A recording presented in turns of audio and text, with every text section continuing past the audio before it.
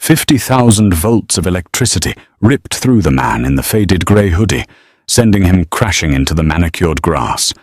The arresting officer smirked, utterly convinced he had just neutralized a dangerous drifter in the city's most exclusive neighborhood. He slapped the cuffs on tight, dreaming of a commendation.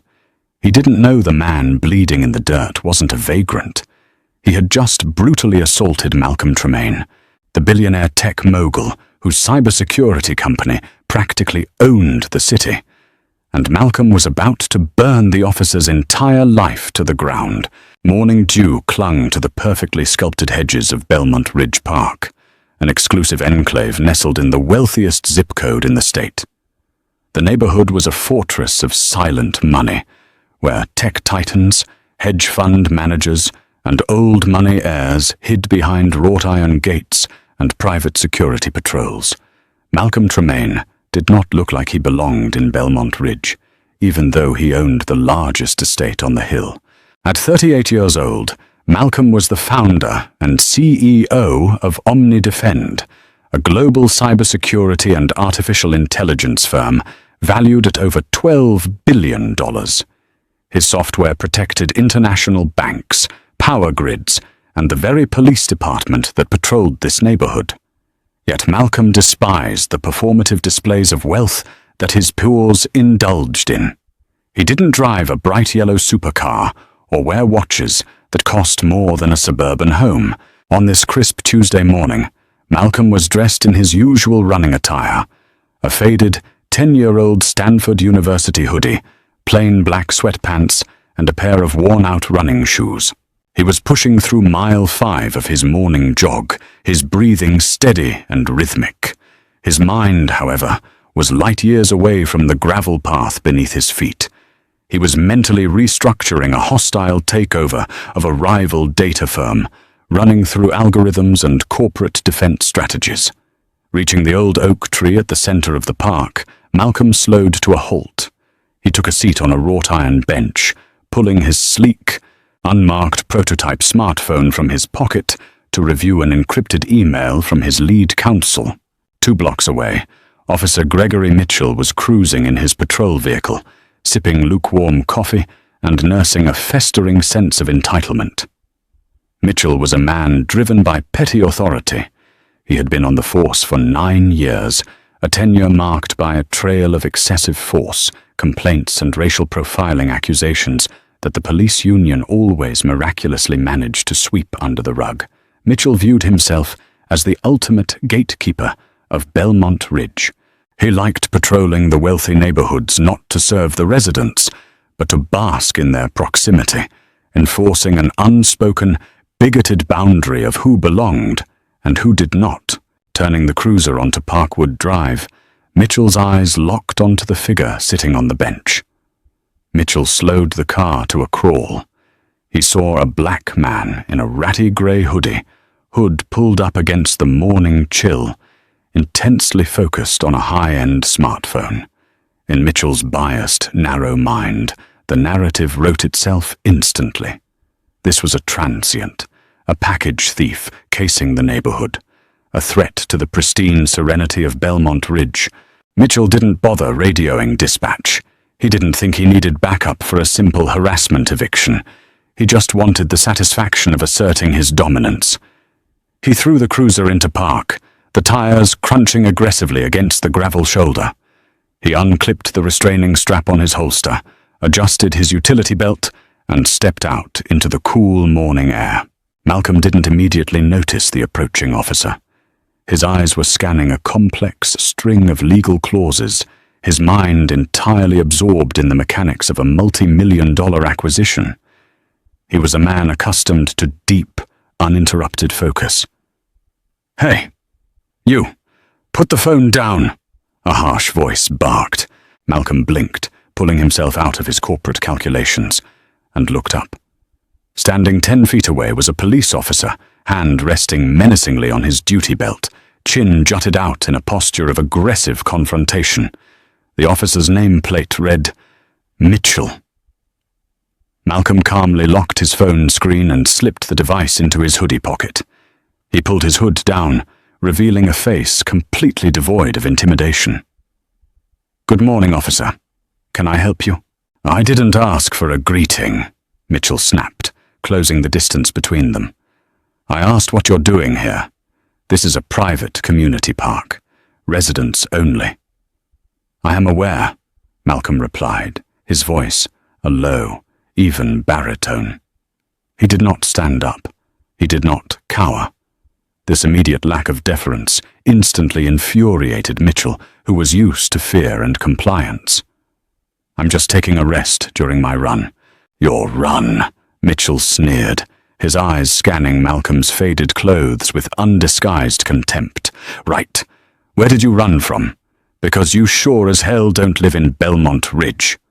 "Actually, I do," Malcolm said simply. He pointed up the hill toward the sprawling, modern glass and steel compound, barely visible through the pines. "I live at the top of Crestview Lane." Mitchell let out a harsh, mocking laugh. "Crestview Lane? The Tremaine estate? That house is worth $40 million, buddy. You expect me to believe you own it?" "I don't expect anything from you, officer," Malcolm replied, the temperature in his voice dropping to an icy chill. "But I have answered your question. Now, if you don't mind, I'm going to finish my rest and head home." Mitchell's face flushed red. Nobody dismissed him, especially not a man he had already categorized as beneath him. "Stand up," Mitchell commanded, his voice echoing sharply across the empty park. "Stand up right now. You're going to show me some ID." Malcolm remained seated. He knew the law perfectly. He was an incredibly powerful man, but at this moment he was just a citizen exercising his constitutional rights. "I'm not carrying an ID. I'm jogging. I only have my phone." "Then unlock the phone and hand it to me," Mitchell demanded, taking another step forward, violating Malcolm's personal space. "Let's see if it's even yours." "Absolutely not," Malcolm stated firmly.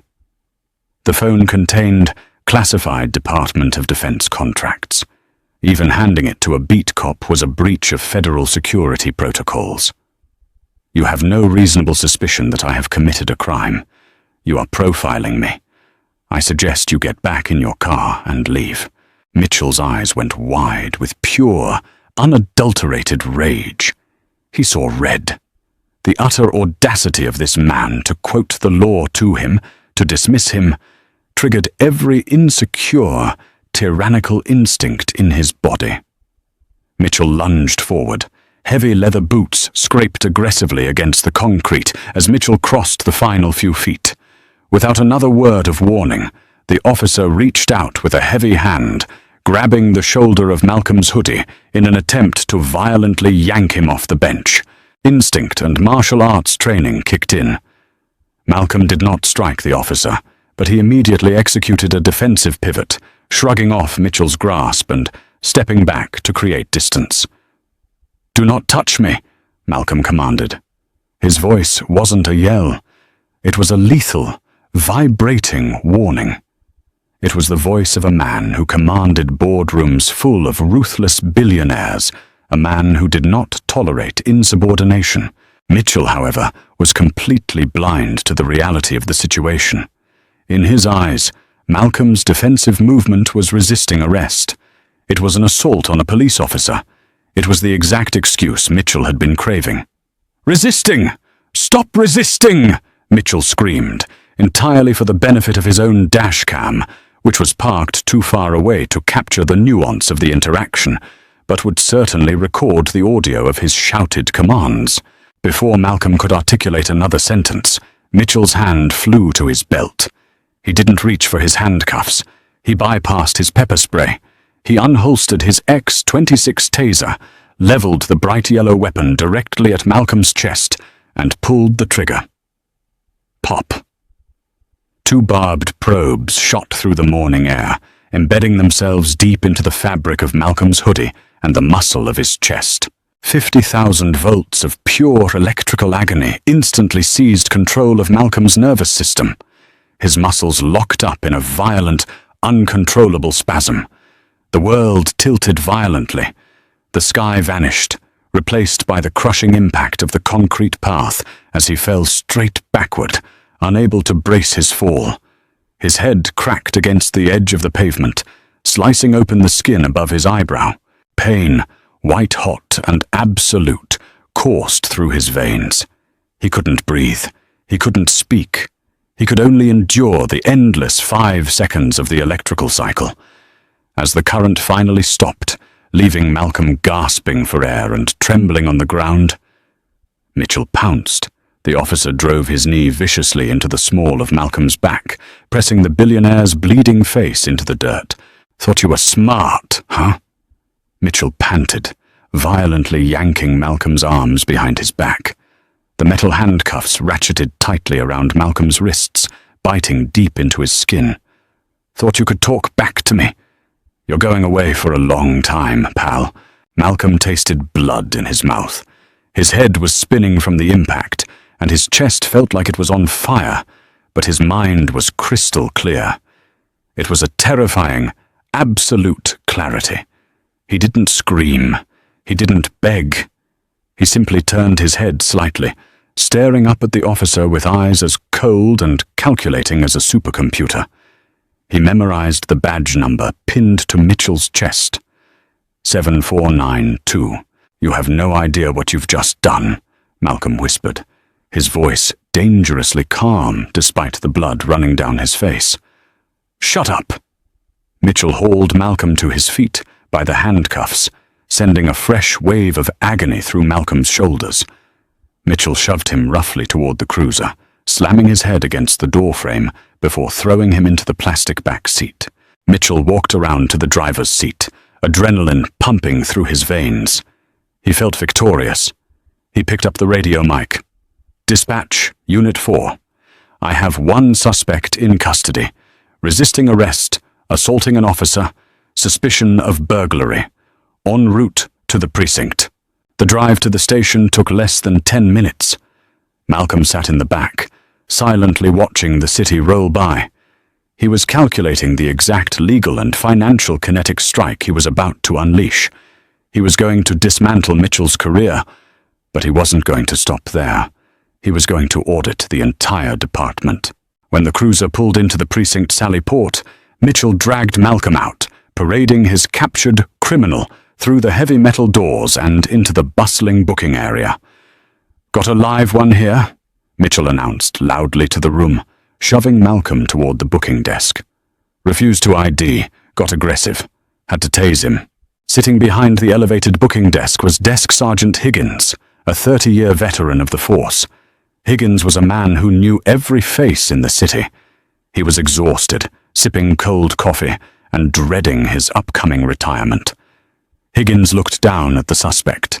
He saw the scuffed clothes, the dirt, the blood dripping from the cut above the man's eye, and the taser wires still dangling from his chest. Then, Higgins looked at the man's face. The sergeant's blood ran completely cold. The color drained from his face so fast he looked like a corpse.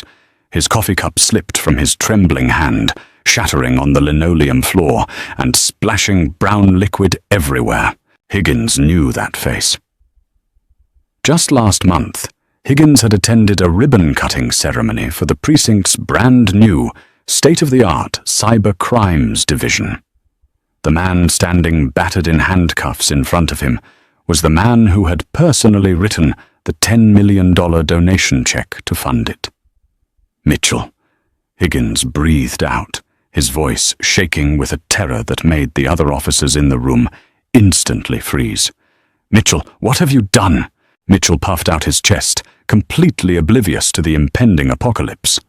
"Like I said, Sarge, found him prowling Belmont Ridge.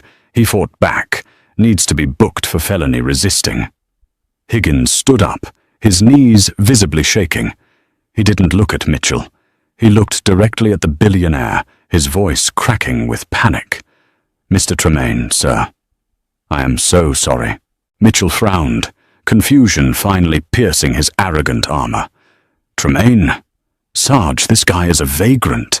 He was pretending he lived at the Tremaine estate." "He doesn't live at the estate, you idiot!"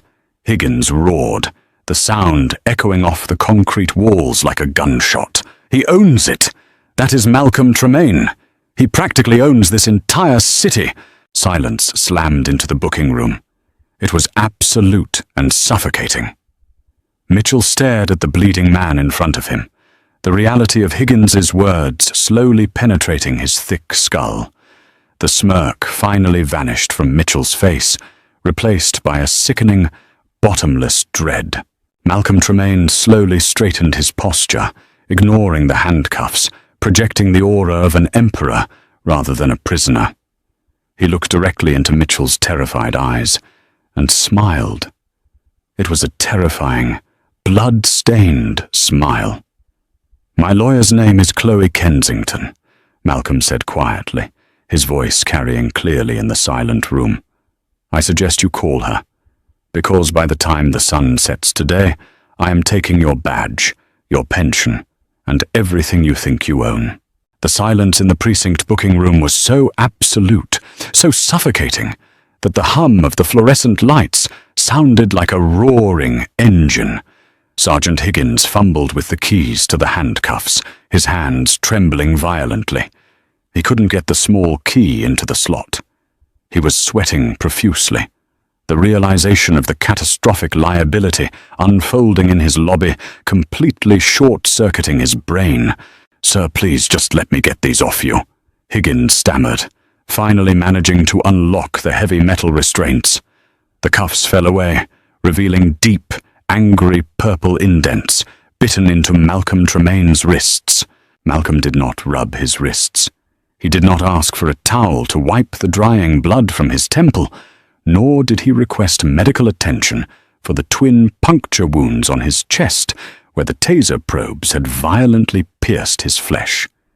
He simply lowered his arms, adjusting the cuffs of his ruined Stanford hoodie, and stood completely still in the center of the room. He was a statue of pure, calculating retribution. "I want the dashcam footage from Unit 4 secured and uploaded to a neutral server immediately," Malcolm stated, his voice devoid of anger but heavy with an authoritative weight that made every officer in the room instinctively straighten their posture. "I want the GPS logs of Officer Mitchell's vehicle pulled, and nobody touches my phone." Officer Gregory Mitchell had backed away until his shoulders hit the concrete wall. The arrogant sneer had been completely wiped from his face, replaced by the hollow, glassy-eyed stare of a man watching his own execution. He looked at his hands. He looked at the taser still holstered at his side. He tried to speak, to offer some pathetic justification, but his throat had completely closed up. He was a bully who had just kicked a sleeping dragon, and the fire was already building in the back of the beast's throat. "Mitchell!" Higgins hissed, pointing a trembling finger toward the back corridor. "Get into the holding office. Do not speak to anyone. Do not touch a computer. Give me your badge and your service weapon. Right now." Mitchell numbly unclipped his gun belt, placing it on the desk alongside his silver badge. The metallic clatter echoed like a death knell. He retreated into the hallway, a ghost in his own precinct. Higgins grabbed the secure red telephone behind the desk, a line reserved exclusively for catastrophic emergencies. He dialed the direct number for Police Chief William Gallagher. 3 miles away, at the prestigious Oakwood Country Club, Chief Gallagher was lining up a crucial putt on the 9th hole. He was rubbing elbows with city council members, enjoying a Tuesday morning of political schmoozing. When his encrypted duty phone vibrated, he sighed, annoyed at the interruption, and answered. "Gallagher!" he barked. "Chief, it's Sergeant Higgins at the central desk." The voice on the other end was frantic, high-pitched with terror. "You need to get down here, right now. Drop the club and get in your car. Calm down, Higgins. What's going on? We have a major incident?" "Worse," Higgins choked out. "Officer Mitchell just brought in a suspect from Belmont Ridge Park. Tased him. Beat him up. Booked him for felony resisting and assaulting an officer." Gallagher frowned. "And?" "That's an internal affairs issue, Higgins. Why are you calling me on the red line?"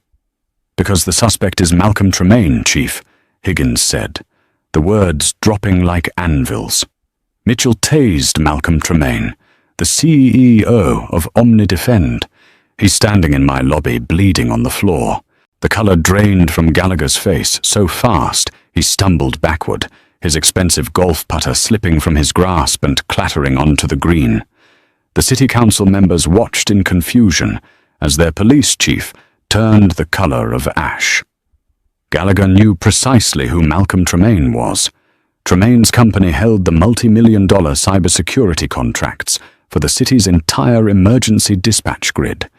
Tremaine funded police pensions through his charitable foundations. He was untouchable.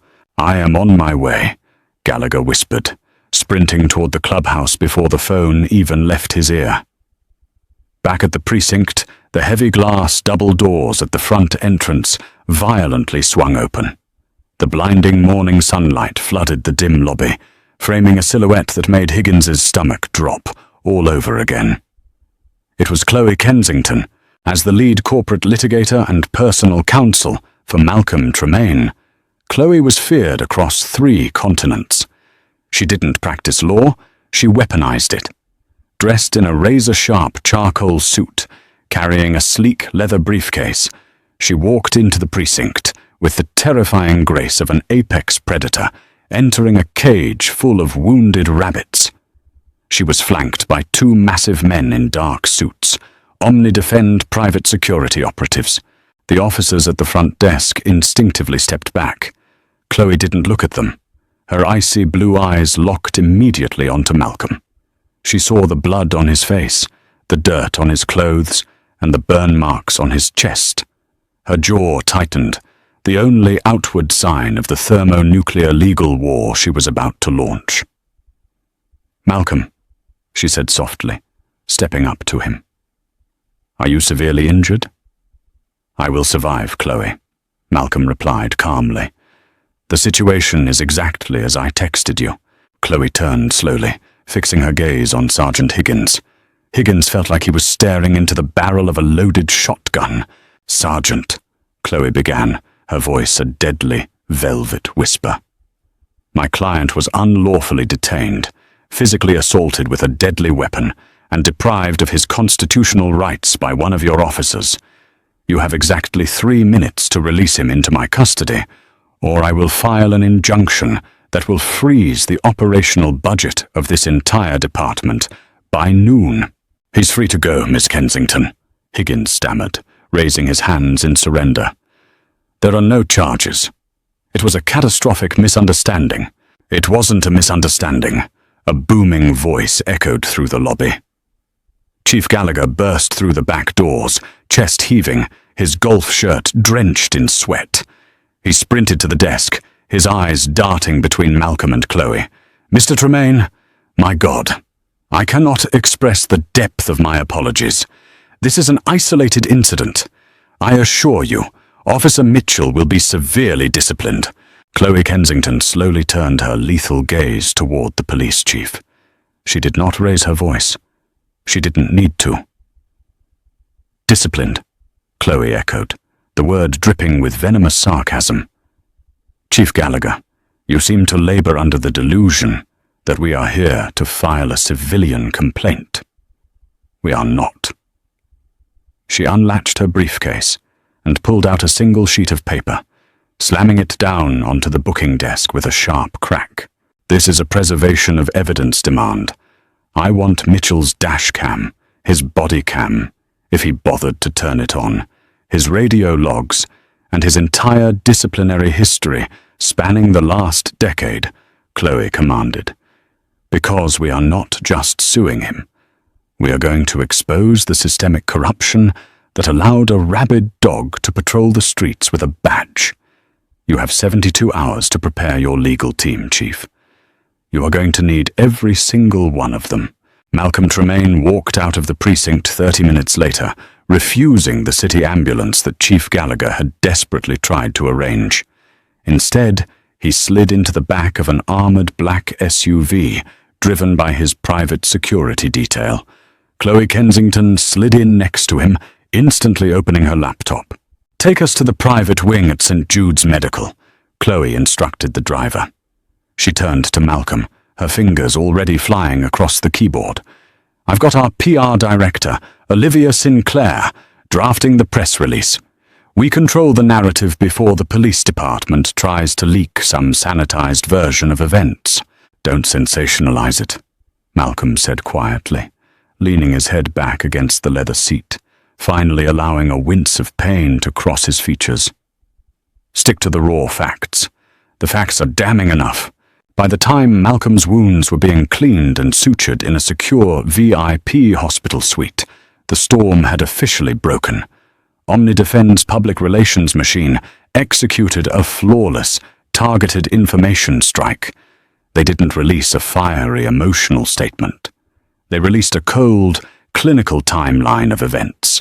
A prominent black tech CEO, sitting peacefully in his own neighborhood park, brutally assaulted and electrocuted by a police officer without provocation. The story exploded. Within 2 hours, it was the leading headline on every major national news network. The phrase, "Belmont Ridge Assault," was trending globally on social media. In the mayor's office downtown, panic had escalated into full-blown hysteria.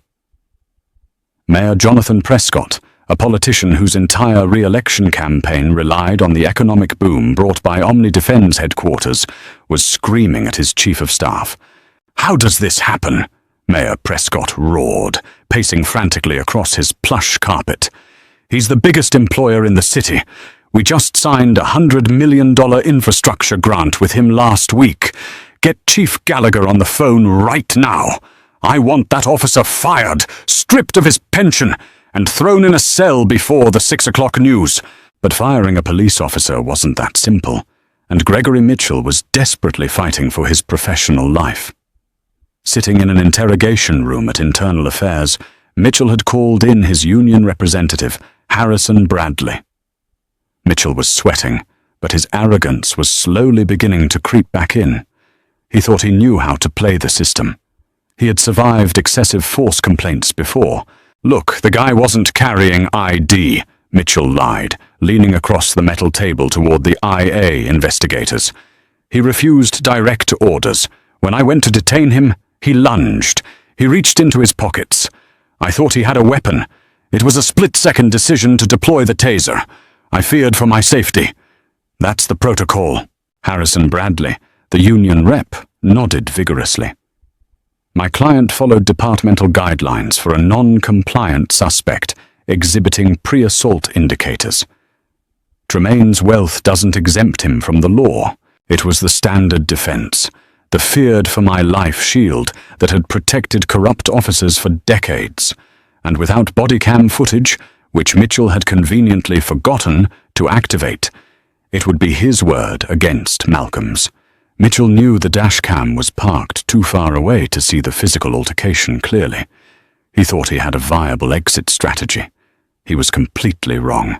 At exactly 4 p.m., Chloe Kensington held a press conference on the steps of the federal courthouse. Dozens of microphones bristled before her. She looked into the cameras, her expression unyielding. "Officer Gregory Mitchell has claimed in his preliminary report that my client was aggressive, non-compliant, and reached for a weapon," Chloe announced to the flashing cameras. "He believes that because his dash cam was obstructed, he can fabricate a narrative to justify his brutality. He is mistaken." She held up a sleek, black smartphone, the exact prototype device Malcolm had been holding in the park. "My client is the CEO of the most advanced cybersecurity firm on the planet," Chloe continued, her voice echoing across the courtyard. "The device he was carrying is a proprietary OmniDefend secure terminal. It is designed to protect highly classified corporate data. As a security measure, the moment it detects a sudden, violent spike in the user's biometric data, such as a massive jolt of electricity or a spike in heart rate, it automatically begins recording encrypted environmental data to the cloud." Inside the internal affairs room, Mitchell and his union rep were watching the press conference on a small television. Mitchell's face went completely slack. The blood drained from his head, leaving him dizzy and nauseous. "The device," Chloe said with a lethal smile, recorded crisp, high-definition audio of the entire encounter. It recorded the GPS telemetry, proving my client never moved aggressively. It recorded Officer Mitchell escalating the situation, making racially biased remarks, and deploying his weapon without warning against a seated, compliant citizen. Chloe paused, letting the devastating reality of the evidence sink in. "Furthermore, we are not simply suing the city," Chloe declared. "At 3:45 p.m. today, we filed a federal civil rights lawsuit for $10 million. But we are not naming the city as the sole defendant. We are suing Officer Gregory Mitchell personally. We are piercing his qualified immunity based on gross negligence and malicious intent. We are going after his home, his assets, and his pension." In the IA room, the silence was deafening. Harrison Bradley, the staunch Union defender who had fought tooth and nail for Mitchell just seconds prior, slowly stood up from his chair. He looked at Mitchell, his face a mask of disgust and self-preservation. "Harrison?"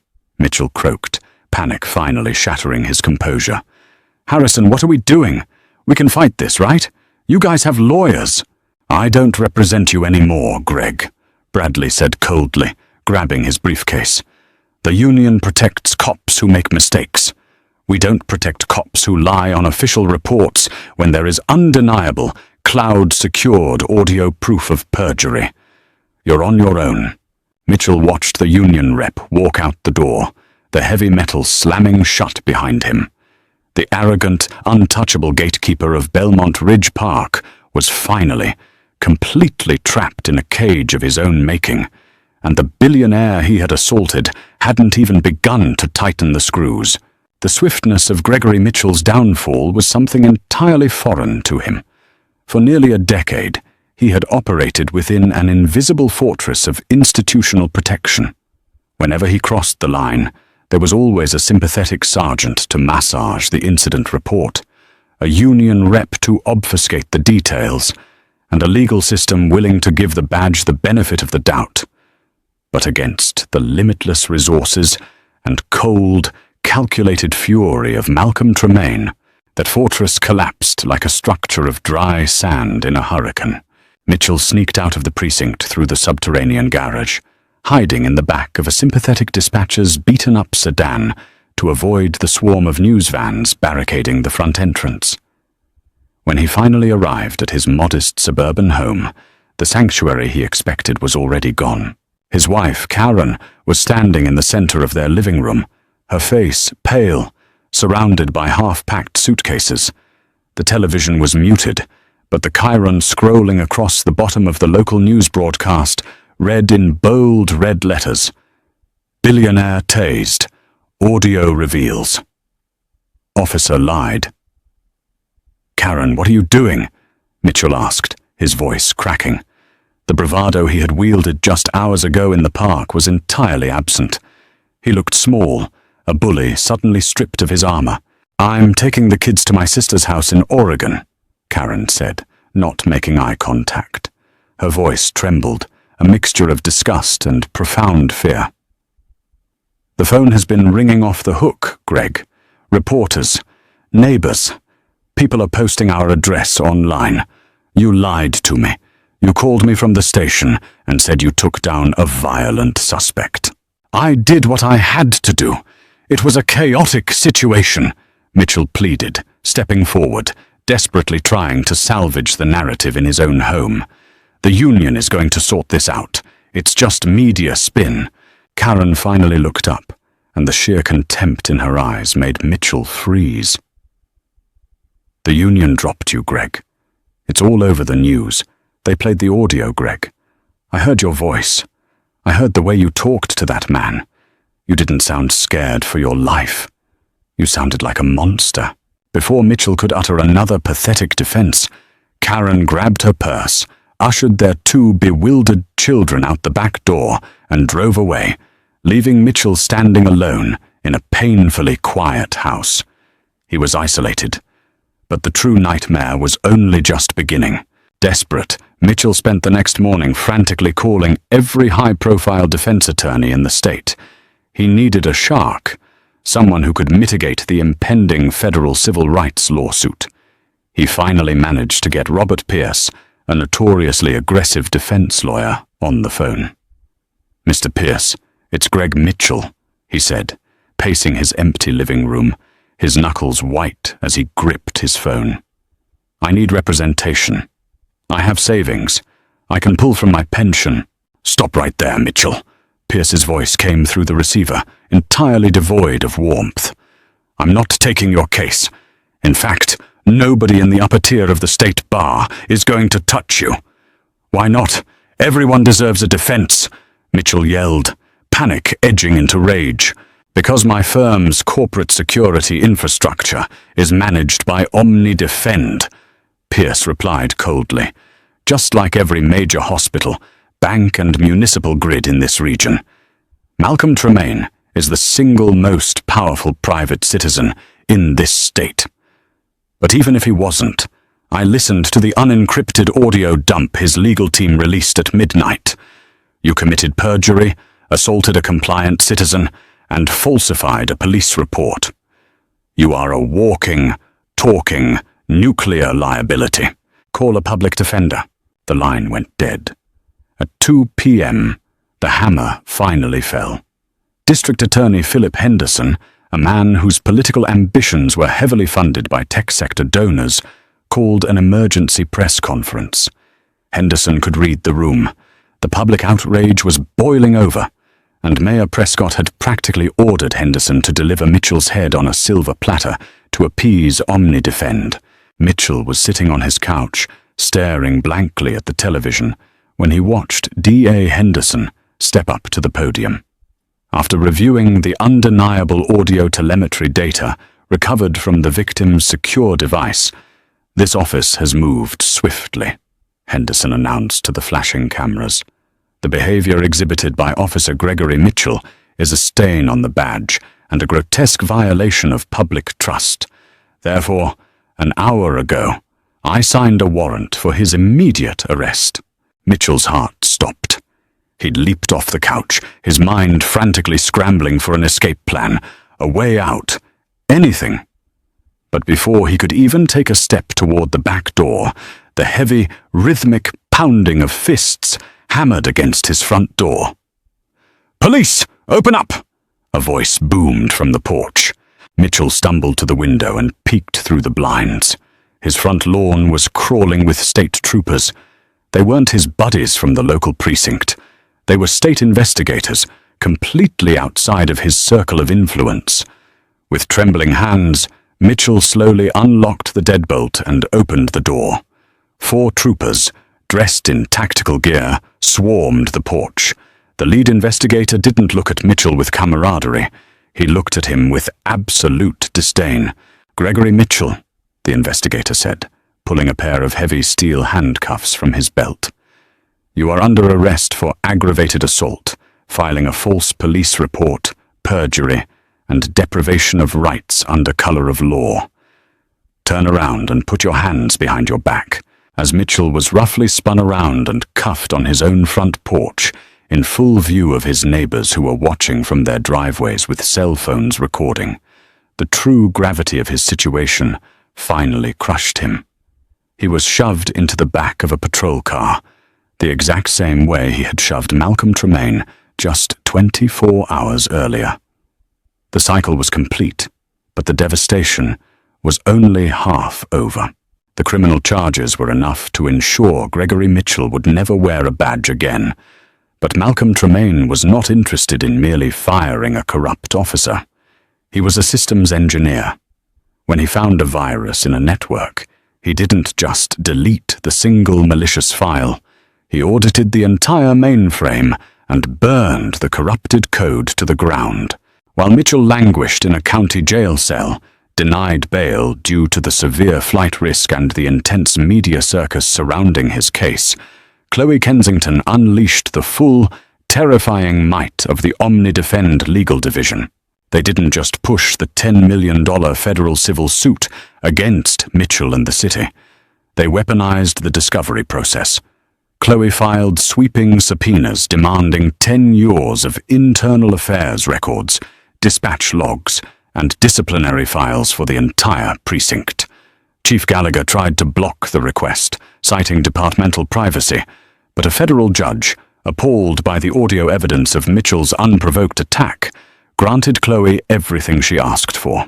Over a grueling 3-week period, Omnidefend's proprietary AI algorithms analyzed the decades of police records, cross-referencing complaints, patrol routes, and arrest demographics. What they uncovered was a horrifying, systemic pattern of abuse. Mitchell had 34 prior complaints of excessive force and racial profiling. Every single one had been systematically buried by Sergeant Higgins and union officials. Malcolm didn't leak this to the press. He had Chloe bring the data directly to the Department of Justice. The DOJ immediately announced a sweeping federal probe into the city's police department. Chief Gallagher, realizing he was about to go down with a sinking ship, abruptly announced his early retirement. Sergeant Higgins was placed on indefinite administrative leave, pending a federal indictment for conspiracy to obstruct justice. The invisible shield that had protected the precinct's bad actors was completely shattered. But the hardest blow was reserved exclusively for Mitchell. 2 months after the incident in Belmont Ridge, Mitchell was brought into a sterile, windowless conference room in the federal courthouse for his civil deposition. He was wearing an Orange County jumpsuit, his face gaunt, his arrogant posture completely broken. He looked across the long mahogany table at Malcolm Tremaine. Malcolm wore a sharply tailored navy suit. He looked perfectly composed, an untouchable titan. The scar above his eyebrow had healed into a thin, silver line, a permanent physical receipt of Mitchell's brutality. Chloe Kensington led the deposition. For 6 grueling hours, she dismantled Mitchell's entire life on the legal record.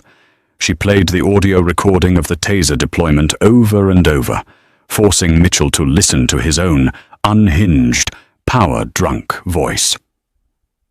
She presented the mountain of past complaints, proving Mitchell was a serial predator hiding behind a badge. "Officer Mitchell," Chloe said, her voice sharp as broken glass, "are you aware that under the doctrines of gross negligence, the city's indemnification policy does not cover your actions, meaning the city is not paying your judgment?" Mitchell swallowed hard, looking at his court-appointed attorney, who simply stared down at his notepad. "I don't have $10 million, Mitchell whispered. "We are entirely aware of your financial status," Chloe replied smoothly, "which is why we have already placed liens against your municipal pension. We have seized the equity in your home. Your bank accounts are frozen. By the time this civil judgment is finalized, you will owe my client the entirety of your financial existence until the day you die." Mitchell broke. The realization that he had lost his family, his freedom, his career, and every dime he had ever earned finally shattered his psychological defenses. He put his face in his shackled hands and began to openly weep in the middle of the deposition room. It was a pathetic, wretched sound. Malcolm Tremaine watched the broken man cry. He felt no pity. He felt no triumphant joy. It was simply the necessary mathematical conclusion to a volatile equation. Mitchell had introduced violence and corruption into the system. Malcolm had merely balanced the ledger. "We're done here," Malcolm said quietly, standing up and buttoning his suit jacket. He didn't offer Mitchell a parting insult. He simply walked out of the room, leaving the disgraced officer to drown in his own ruins. The following week, facing an insurmountable mountain of evidence and the reality of a decade-long prison sentence if he went to trial, Gregory Mitchell signed a plea agreement. He pleaded guilty to federal civil rights violations and aggravated assault. The sentencing hearing was brief. Judge William Barrett looked down from the bench with absolute disgust. Gregory Mitchell, you were granted the profound authority of the state, and you chose to wield it as a weapon of terror against the very citizens you swore to protect, Judge Barrett proclaimed, his voice echoing in the packed courtroom. Your actions have not only ruined your own life, but they have deeply fractured the public's trust in law enforcement. I sentence you to 84 months in federal prison without the possibility of early parole. The gavel slammed down. The sound was final, heavy, and absolute. Mitchell was led out of the courtroom in chains, his head bowed, the flashes of the press cameras capturing his final moments of public life. He wasn't the arrogant enforcer of Belmont Ridge anymore. He was just a convicted felon, heading to a federal penitentiary where former police officers were forced to live in protective custody, terrified of the very population they used to brutalize. Meanwhile, Malcolm Tremaine returned to the top of his glass and steel compound. He stood by the massive floor-to-ceiling windows, looking down at the sprawling city, the park where it all happened just a tiny patch of green in the distance. He had taken a brutal, terrifying hit, but he had used that pain to tear a rotten system out by the roots. He had lost a few drops of blood, but Gregory Mitchell had lost his entire world. The heavy steel door of cell block D slammed shut, the metallic clang reverberating through the sterile, claustrophobic corridors of the federal penitentiary. Inside a 6x8 concrete box, inmate 81924, formerly known as Officer Gregory Mitchell, sat on a painfully thin mattress. He was wearing an oversized, faded khaki uniform that hung loosely over his shrinking frame. The swagger, the arrogance, and the aggressive posturing that had defined his entire adult life had been systematically stripped away, leaving behind a hollow, terrified shell of a man. Because of his previous occupation, Mitchell could not be housed in the general population. The very people he had spent years locking up, often using the same brutal, legally dubious tactics he had deployed against Malcolm Tremaine, were roaming the main yard. To place him among them would have been a death sentence.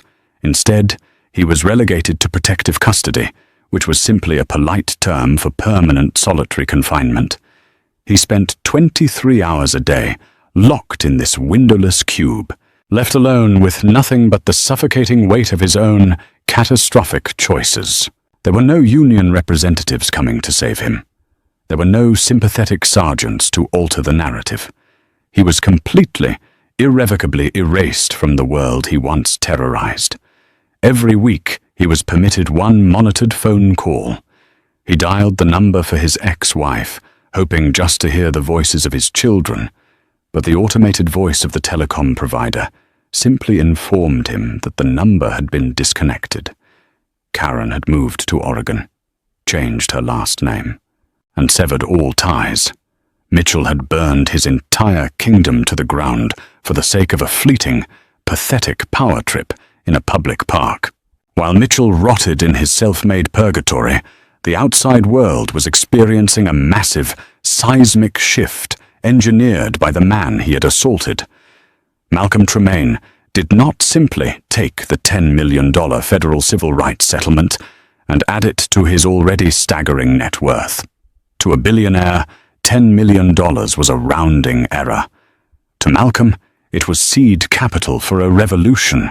One bright Tuesday morning, exactly 6 months after the assault, Malcolm stood behind a podium at the steps of City Hall, flanked by his lead counsel, Chloe Kensington, and Mayor Jonathan Prescott, who was now desperately trying to align himself with Tremaine's reform agenda.